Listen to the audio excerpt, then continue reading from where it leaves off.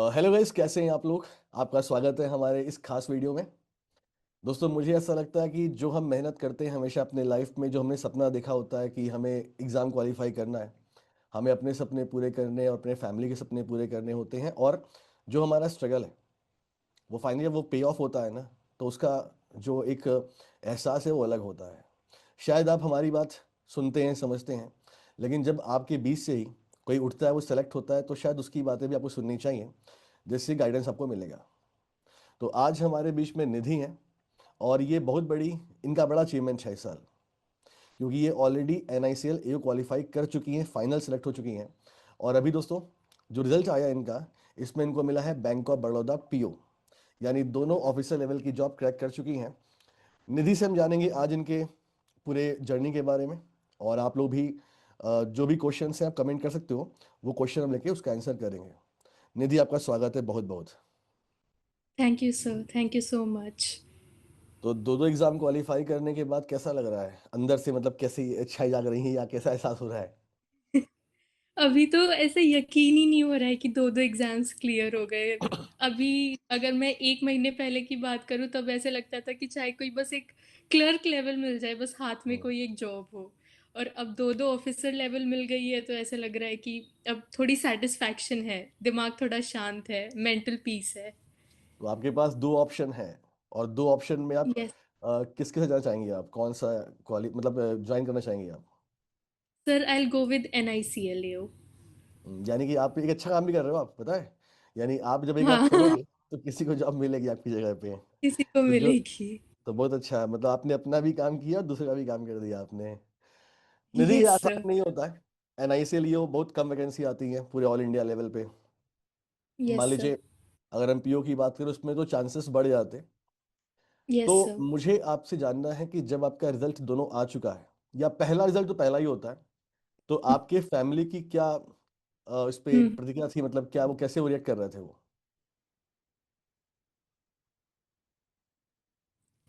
Sir, जब मेरा first NICLAO का रिजल्ट आया था उस रात को मेरे घर पे कुछ फंक्शन चल रहा था। ओह। सो पूरे सब रिलेटिव्स आए हुए थे। हम्म। पूरा घर ऐसे क्राउडेड था। और जैसे ही मैंने अपनी PDF देखी, नाम देखा, मतलब पहले से मेरी आंखों से आंसू ही नहीं रुके, मतलब मैं बस रोई जा रही थी, रोई जा रही थी। उसके बाद मैंने पापा को बताया, मम्मा को बताया, सब बहुत खुश थे। और ऐसा हो गया था कि फिर बस वो कॉन्ग्रेचुलेशंस के मैसेजेस ऐसे बस सामने से सब आ रहे हैं, बोल रहे हैं, तो थोड़ा proud, my family was very proud. मतलब उस टाइम सब रिलेटिव्स थे, उसके उनके सामने ये रिजल्ट आना। और हम्म। सर, मेरी फैमिली बिजनेस बैकग्राउंड से है, तो किसी कोई आज तक गवर्नमेंट जॉब थी नहीं मेरे घर में। सो ये हम्म। फर्स्ट जॉब है, तो बस बहुत प्राउड फील कर रहे हैं वो। तो आपको प्रेरणा कहाँ से मिली कि आपको गवर्नमेंट जॉब करनी है। सर, इसमें हाथ मेरे पेरेंट्स का ही था। मतलब शुरू अच्छा। से ही मैं थोड़ी एकेडमिक्स में ठीक थी, तो उन्होंने शुरू से ही, मतलब आई रिमेम्बर मैं 6th क्लास में थी तो उन्होंने मेरे दिमाग में डालना शुरू कर दिया था कि गवर्नमेंट जॉब होती है, गवर्नमेंट जॉब करनी है, ये वो। बस फिर वो चीज़ें दिमाग में थी। फिर धीरे धीरे बड़ी हुई, पता चला क्या क्या कर सकती हूँ, क्या क्या ऑप्शंस हैं मेरे पास। हम्म। सो फिर मैंने ग्रेजुएशन के बाद ये डिसाइड किया। तो निधि, मतलब जॉब तो बहुत सारी होती हैं, जैसे SSC भी है, UPSC है, स्टेट लेवल के यस सर। एग्जामिनेशन हैं। Yes sir. तो यस फिर सर। आपने ये फाइनेंशियल सेक्टर क्यों चुना आपने।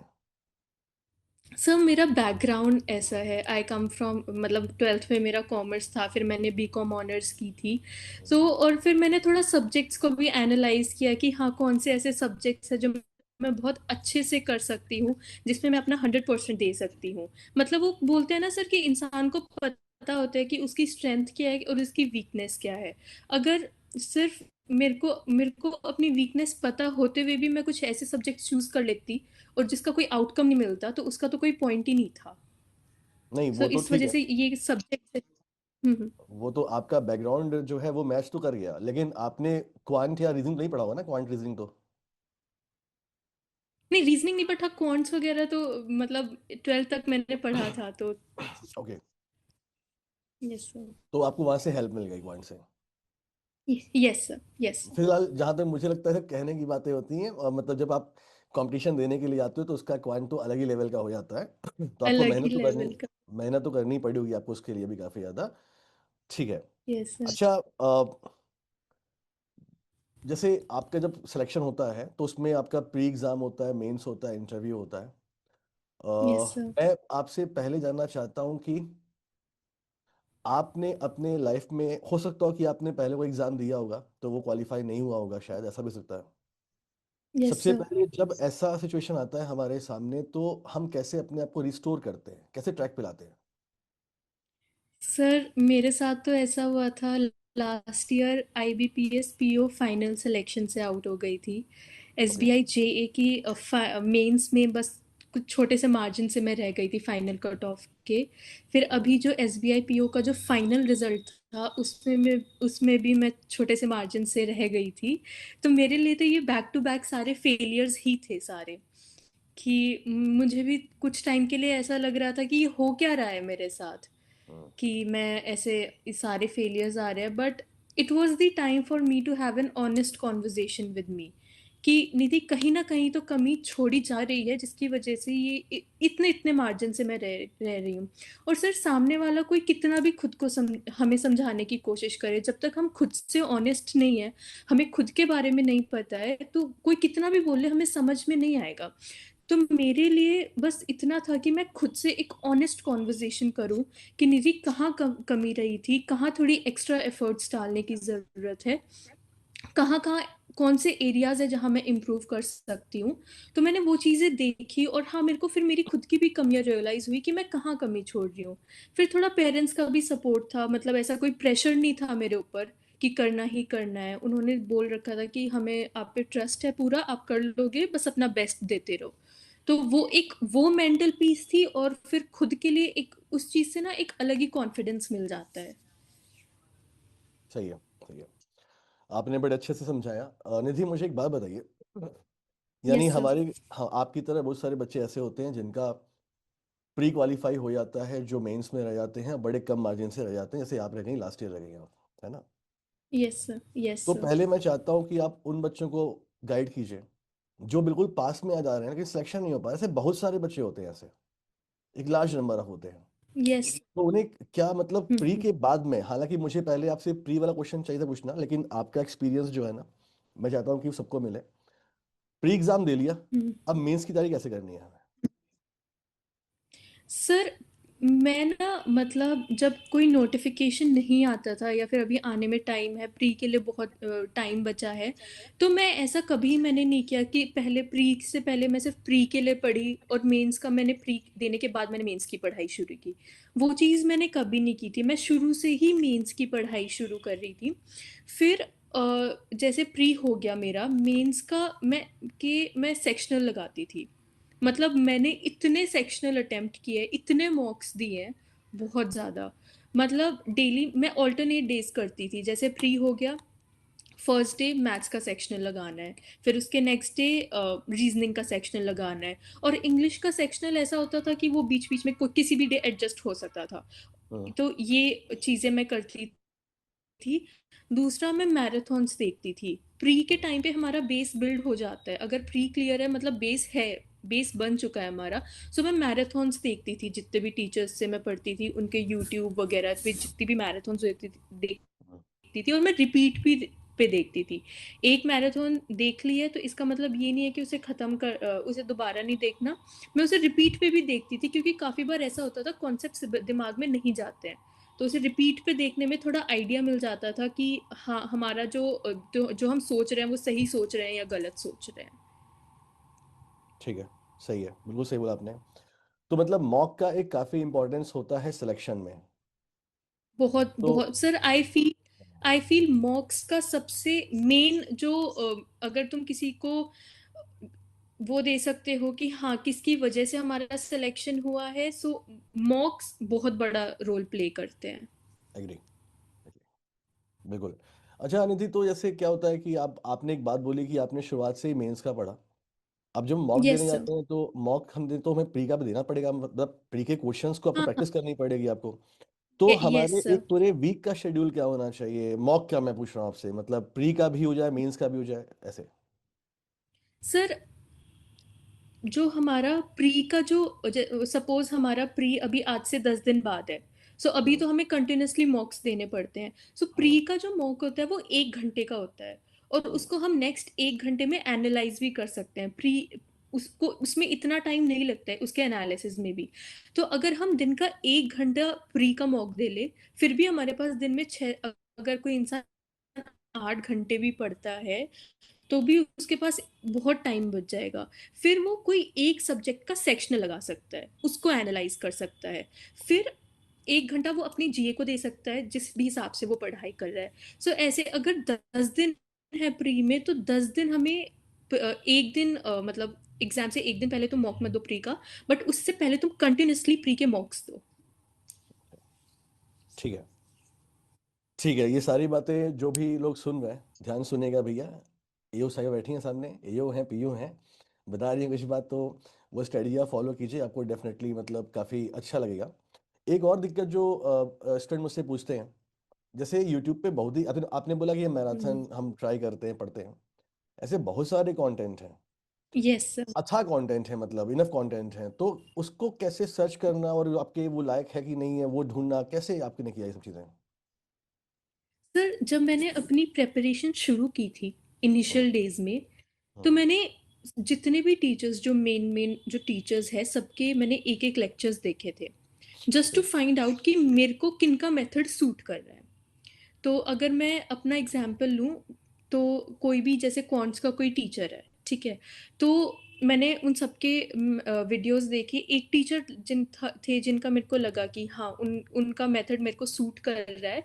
तो मेरा कहना सिर्फ इतना है कि स्टिक टू वन टीचर, और कोई भी ऐसा टीचर नहीं होगा जो सिर्फ जो कोई चीज़ें छोड़ देगा या वो पूरी प्रैक्टिस नहीं करवाएगा। उनका यूट्यूब, हर टीचर का यूट्यूब पे इतना मटेरियल अवेलेबल है, इतना मटेरियल अवेलेबल है। अगर तुम एक टीचर को स्टिक करके भी उनसे पूरा अपना प्री से लेके मेंस तक की प्रिपरेशन करोगे, कभी कोई कमी नहीं आएगी। तो बस मेरा सिर्फ एक मानना है कि सिर्फ एक टीचर पकड़ो, अलग अलग टीचर्स के पास जाने की जरूरत नहीं है। जिनसे प्री किया उन्हीं से ही मेंस करो, क्योंकि मेरा यही था, मैंने जिनसे प्री किया मैंने उन्हीं से ही मेंस किया। ठीक है, बहुत सही। मैंने टीचर्स चेंज नहीं किए थे। बहुत अच्छी बात आपने बोली, क्योंकि मैं देखता हूँ कि यहाँ पे अ, जैसे कोई बच्चा होता है वो डाउट में होता है तो वो पूछता है कि किससे पढ़े। मैं देखता रहता हूँ ना टेलीग्राम पे, इनसे पढ़ो, फिर इनसे यस। पढ़ो, फिर इनसे पढ़ो, तो उसमें आपका टाइम बहुत लॉस हो जाता है, और सभी अच्छा बहुत। पढ़ाते हैं। बस हम्म, आपको ये देखना होता है किसकी बात समझ में आ रही है आपको, बेसिकली, है ना? सबकी लैंग्वेज समझ थोड़ी में आ रही है। चेंज होती है, तो तरीका होता है, ठीक है। अच्छा। और अब सर अगर मैं हम्म, जीए की बात करूं, तो मैंने आपको भी बताया नवंबर 2023 में मैंने आपसे पढ़ना शुरू किया था। हम्म, उसके बाद मैं कभी किसी टीचर के पास नहीं गई, कभी किसी मंथली पीडीएफ की कोई किसी की मंथली पीडीएफ है वहां से कर लो, वहां से कर लो, नहीं। मैं आपके डेली करंट अफेयर्स के लेक्चर्स देखती थी, उसके बाद मैं आपका वीकली पीडीएफ पढ़ती थी, जो वीकली आप क्विज कंडक्ट करवाते हो, मैंने वो भी दी है। मैं आपकी अच्छा, मंथली पीडीएफ भी पढ़ती थी, और उसके बाद मैं मैराथन्स देखती थी। हम्म, मेरा ये रेगुलर रूटीन हो गया था, और उसी वजह से हम चीज़ें रिटेन भी कर पाते हैं। अगर एग्जैक्ट। हम अलग अलग जगह भटकेंगे तो चीज़ें रिटेन नहीं हो पाती सर। सो मेरा बस यही था कि I have to stick to one teacher, and for GA it was you. बहुत बढ़िया, थैंक यू। और आपने इतने अच्छे शब्द बोले हैं कि जो भी वीडियो देखो भाई, है ना, अब देखना मुझसे पढ़ी है ये। अच्छा, जैसे अब ये एक बड़ा हमारा एक चैलेंज होता है इंटरव्यू के लिए, होता है कि इंटरव्यू कैसे यस। पढ़े, कब से पढ़े इंटरव्यू के लिए। आप अपना जरा इंटरव्यू का एक्सपीरियंस बताओ मेरे को आप। सर एनआईसीएल ए हो या आईबीपीएस पी हो? दोनों का बताओ, मतलब कंबाइंड करके बताओ कि कैसे क्या, कैसे हुआ पूरा। सर जब मैं एनआईसीएल एओ के लिए गई थी, हम्म, सो उस दिन हुआ ये था, 28th ऑफ दिसंबर, हम्म, नहीं 28th of November, sorry, 28th of November सुबह सुबह मेरा एसबीआई पीओ का इंटरव्यू था, सुबह 8 बजे। और 2:30 बजे मेरा एनआईसीएल एओ का इंटरव्यू था, सेम डे।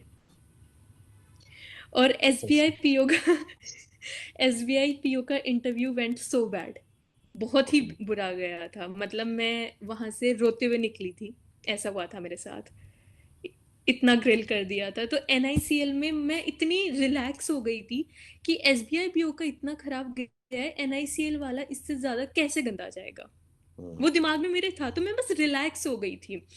मैं फर्स्ट कैंडिडेट थी वहां पे एनआईसीएल में, आते ही मेरे को बुलाया था। मैं गई, मैं बैठी। जो सर एक ना पैनल पे भी बहुत फर्क पड़ता है फर्क किसका पड़ता है। पैनल कैसा है। हम्म, हम्म, बहुत फर्क। वो लोग बहुत फ्रेंडली थे। तो मैं गई, सिंस मैं कॉमर्स बैकग्राउंड से हूँ, तो उन्होंने मुझसे इंश्योरेंस का कुछ भी नहीं पूछा, उन्होंने सिर्फ मुझसे कॉमर्स के क्वेश्चंस पूछे थे। और मेरा इंटरव्यू सिर्फ 10 मिनट का था। उन्होंने शुरू में तो उन्होंने मुझसे यही बोला था कि तुम अपनी पासपोर्ट साइज फोटो में तो 10th क्लास की बच्ची लगती हो। मैंने कहा नहीं सर, ये 1 साल पुरानी फोटो है। तो थोड़ा मजाक मजाक कर रहे थे वो। तो नहीं, ठीक है, तुमने बट तुमने उन्होंने जो मुझ मेरे को फोटो भेजी तुमने मेरे को भी, तो यस उसमें सर। तुम उसमें छोटी लग रही है, तुम काफी छोटी लग रही है उसमें। मैंने कहा कि सर ये यार, अभी की फोटो है। आ, ठीक है, अच्छा है। अच्छा है ना, छोटा दिखना चाहिए, आजकल ट्रेंड नहीं चल रहा है। ठीक है, नहीं नहीं, बढ़िया। फिर क्या हुआ? फिर उन्होंने मुझसे कॉमर्स के क्वेश्चंस पूछना शुरू किए। ठीक है, ठीक व्हाट है। जीएसटी क्या है, आईटीसी क्या है, यही सब। मतलब कुछ ओके। क्वेश्चंस थे मैं आंसर कर पाई थी, कुछ नहीं कर पाई थी। जो मैं नहीं कर पाई थी उनके लिए मैंने बोला कि I am sorry sir, I don't know, but hmm, once. Exactly exactly। जब आप किसी क्वेश्चन का आंसर नहीं कर पाते हो तो फिर कैसे आपको अपना जेस्चर पोस्चर कंट्रोल करना पड़ता है। काफ़ी क्वेश्चंस थे जो मेरे को नहीं आते थे। बस हम्म, एक चीज़ मेरे को ध्यान थी, स्टे काम। अब हम्म, फंबल नहीं करना है, घबराना नहीं है। बस एक बहुत सटल सी थोड़ी सी स्माइल देके अपने फेस पे मैंने बस इतना बोला था, I am sorry sir, I don't know, but I will check this once when I go out. मैंने सिर्फ इतना बोला था, जिस भी आंसर का जिस जो भी आंसर मेरे को नहीं आता था। ये सब हो गया। और जब मैं वहां से उठने लगी तब मैंने निकलने से पहले एक चीज बोली थी कि sir I am really sorry for the questions that I was not able to answer. ये मैंने आईबीपीएस पीओ में भी बोली थी, I am sorry for the questions I was not able to answer, I will go and I will check these. तो उन्होंने मेरे को ये चीज सामने से बोली कि we do not expect every person to know everything. हमें भी पता है कि आप सब कुछ नहीं जानते हो, बस हमें इतना आइडिया चाहिए कि आपको थोड़ी बहुत नॉलेज है सब्जेक्ट के बारे में, इस डोमेन के बारे में। उन्होंने मेरे को ये चीज बोल जवाब ठीक है, दिया था। ठीक फिर है। बस मैं थैंक यू बोल के वहां से निकल के आ गई थी। सेम आईबीपीएस पीओ में हुआ था।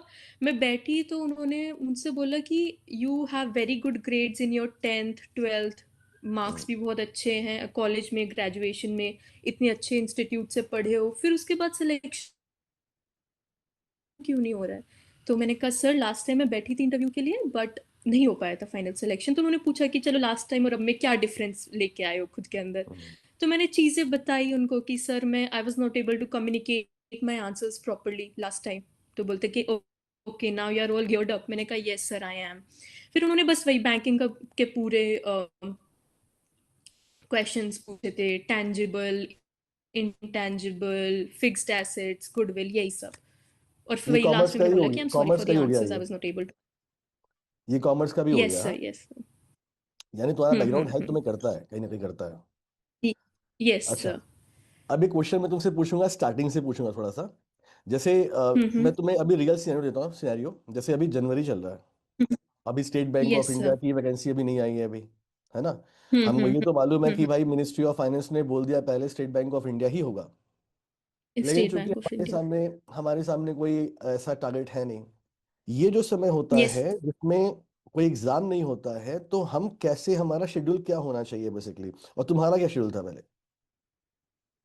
सर, मेरा जो स्केड्यूल था, अगर मैं इस फाइनेंशियल ईयर की शुरुआत की बात करूं, हम्म। तब मेरा IBPS PO final result out हुआ था, मैं उसमें आउट हो गई थी। एसबीआई ठीक है। जेए भी नहीं हुआ था उस टाइम, कोई वैकेंसी वगैरह नहीं आई थी। सबसे पहली वैकेंसी आई थी एनआईसीएलएओ की, हम्म। उसके बाद सारी आनी शुरू हुई थी। ओके। तो हाँ, तो फिर तब जब वैकेंसी आनी शुरू हुई थी तब मैं तो मेंटली प्रिपेयर थी कि इस साल तो चाहिए, वरना चीज़ से थोड़ी बैलेंस हम्म, नहीं बनेगा, इतने साल से घर पे बैठे हो। तो मैंने उसी टाइम, और सर ऐसा नहीं होता है कि एग्जाम से 1 महीना पहले तुम सोचो कि मैं रोज 8 घंटे पढ़ूंगा और तुम पढ़ लोगे। बेस होता है वो शुरू से बनाना पड़ता है। एक दिन तुम 5 पढ़ोगे, फिर 6 पढ़ोगे, 7 पढ़ोगे, ऐसे ग्रेजुअली इंक्रीज होता है टाइम। तो हम्म, मैं क्या करती थी, मेरा दिन की शुरुआत जो होती थी वो टू डू लिस्ट से होती थी कि मेरे को आज के दिन में क्या क्या करना है। और उसमें पहली चीज होती थी कि आपके करंट अफेयर्स के लेक्चर, वो करना है फर्स्ट थिंग। वो दैट वाज मस्ट। उसके बाद प्री को भी बैलेंस करना था, मेंस को भी वो बैलेंस समझ करना गया। था। तो बट सर मेरा बेस ना थोड़ा पहले से बना हुआ था, तो मेरे को प्री के लेक्चर्स देखने की जरूरत नहीं पड़ी पड़ी थी। तो मेरा वही था कि प्री का मेरे को एक पूरा फुल लेंथ मॉक देना है। फुल लेंथ मॉक देना है। एक घंटे का वो हो जाता था। 1 घंटे से भी कम उसके एनालिसिस में लग फिर उसके बाद सेक्शनल में अभी देना शुरू नहीं की कर टाइम होता। मैं सिर्फ देखती थी, जैसे जिस भी टीचर को मैं फॉलो करती थी उनके लेक्चर्स में देखती थी, उनके भी जो भी मेंस लेवल लेक्चर होते थे उनसे मैं प्रैक्टिस करती थी। अगर उन्होंने कोई पीडीएफ दी है उनसे प्रैक्टिस की, या मेंस लेवल के कोई भी लेक्चर्स वगैरह मैं उनसे प्रैक्टिस करती थी। और जो डिफिकल्ट है इसमें बहुत डिफिकल्ट क्वेश्चन के बाद मैं दोबारा उसे देखती थी। ऐसे करती थी मैं। तो रीजनिंग का सेक्शनल, सॉरी रीजनिंग का लेक्चर, क्वांट्स का लेक्चर, फिर इंग्लिश मेरी बाय गॉड्स ग्रेस थोड़ी ठीक थी, तो उसके बस मैं सेक्शनल देती थी जब टाइम थोड़ा पास आता था मेंस का। हम्म। उस टाइम मैं उसके सेक्शनल देखती थी, बट मैंने एडिटोरियल कैसे नहीं देखा था। हम्म। निधि, मतलब तुम्हारा जेस्चर, पॉस्चर, तुम्हारे बात करने का तरीका और जो भी है ना, वो एक लेबोरियस स्टूडेंट का है। यस। मतलब कोई बच्चा जो लेबर करता है काफी। तुम्हारे फ्यूचर प्लान्स क्या है? Yes sir. सर फ्यूचर अभी this is just the first step, इसीलिए मैं आईबीपीएस पीओ ज्वाइन नहीं कर रही हूँ। इसके बाद मैं सीजीएल के लिए जाऊंगी। तो वाई सीजीएल, मतलब अगर अगर एओ की बात करें तो जैसे जो मुझे अपना यस। एक्सपीरियंस है, तो एओ की जॉब यस भी सर। Best in market.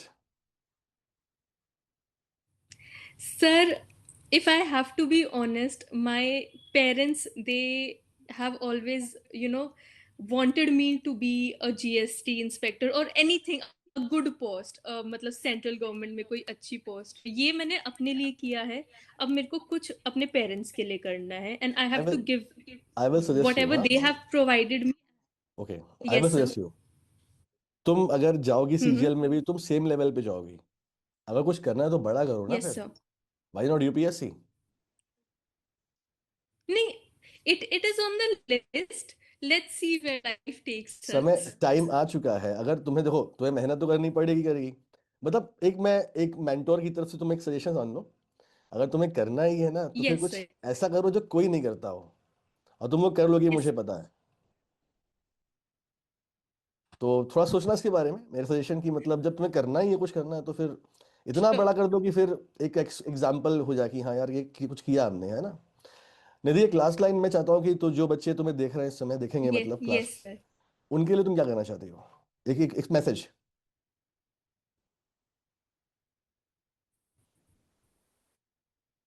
थोड़ा सा नेटवर्क की दिक्कत लग रही है मेरे को, निधि के साइड से। So,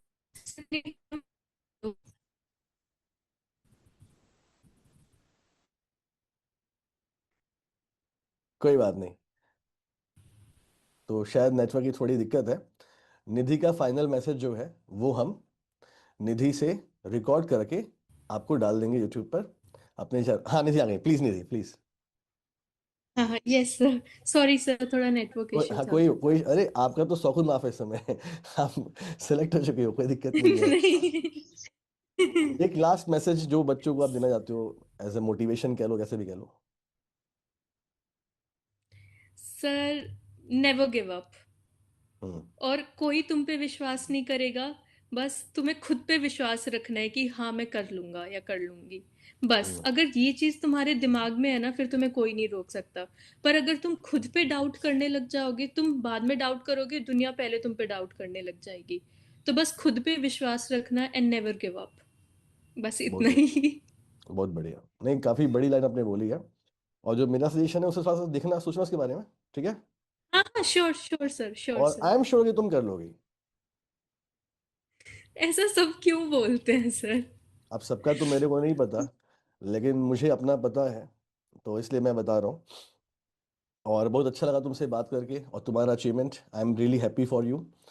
और अपने साथ एंड जो अपना बच्चा हमें कल को देखता है, फॉलो करता है, आज वो इस लेवल पे पहुंच जाता है, तो मुझे बहुत अच्छा लगता है। काफ़ी प्राउड फील होता है हमें। और थैंक यू। सबसे पहले आपको थैंक्स, और आपके पेरेंट्स को थैंक्स कि आपने एक टैलेंट को नर्चर किया और मौका दिया। बहुत बड़ी बात होती है, फैमिली सपोर्टिंग होती है तो। और हुँ, अच्छा लगा, मज़ा आ गया मुझे आपसे बात करके। और Nidhi, all the best thank for your bright future. आप थैंक खूब आगे बढ़िए, और कभी आपको मुझसे गाइडेंस चाहिए तो मैं हमेशा अवेलेबल हूँ। Sure sir, thank you thank you so so much, much. Thank you so much.